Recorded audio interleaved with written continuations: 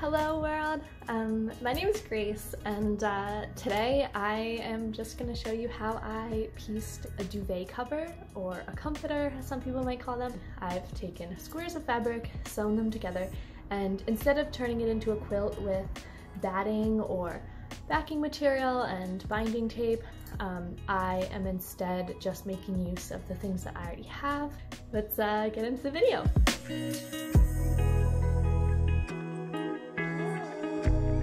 You can see here I'm using my previously cut squares, which are 8 inches, to scribe and cut my new fabric, as I realized I didn't have enough cut out. I'm sewing with a straight stitch, and I eyeball my seam allowance. I just line up my fabric with the edge of my sewing foot and I go to town. I don't stop sewing until I use up all my pieces of fabric or until I run out of thread. When that happens, I take my big long strings of pieces and cut through the stitching connecting them. My quilt is going to be 12 squares by 10 squares. Each square when I start is 8 inches, but after seam allowance will be roughly 7.5. This will yield a quilt that is 75 inches by 90, which is perfect for a full-size bed. Now I'm attaching 2 and 2 to make 4. I make sure to line up what will be the center of my new square. It's more important to have the middle seams line up, and if there are differences on the top and bottom, these can easily be fixed by adjusting the seam allowance. Here I am sewing some of my 4 and 4 sections to make 8, and then I'll do those 8 and 8 to make 4 by 4 squares of 16. Once I get to 4 by 4 sections of 16 squares, I start to piece them a little bit differently.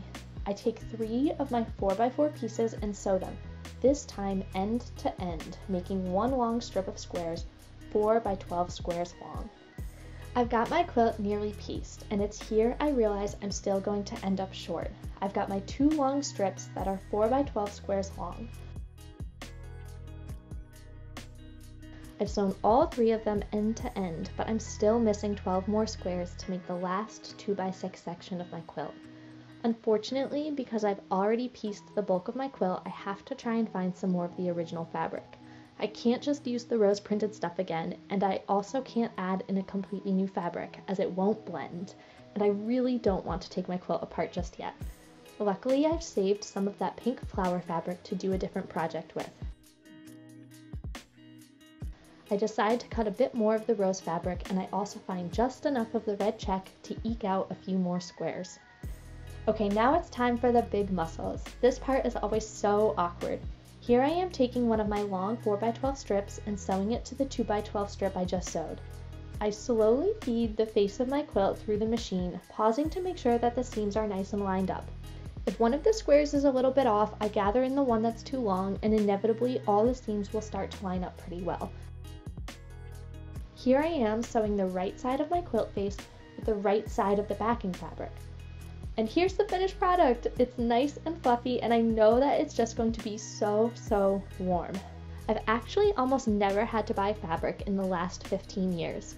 With this project and another one I'm also working on, I've been able to use up almost all of the last bits of fabric.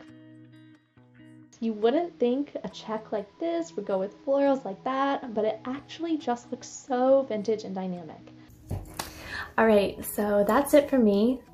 Thank you so much for watching. If you have some basic questions, then I would be happy to do my best to answer. And I look forward to sharing more with you very soon. So from me to you, wherever you are in the world, I really just appreciate you spending some time with me and spending some time watching what I created. I will see you all next time. Ciao! Okay, I'm gonna try that alternatively